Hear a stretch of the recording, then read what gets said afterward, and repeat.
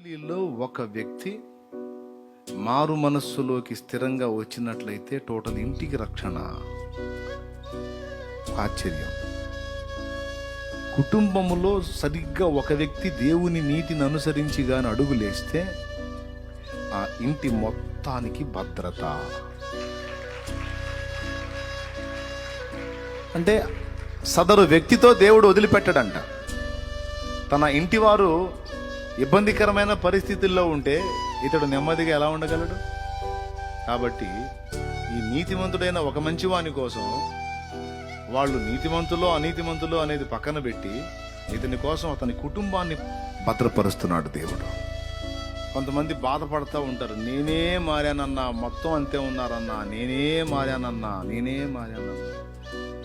నేను ఒక్కడనేనన్నా, నేను ఒక్కదాన్నేనన్నా అంటా ఉంటారు.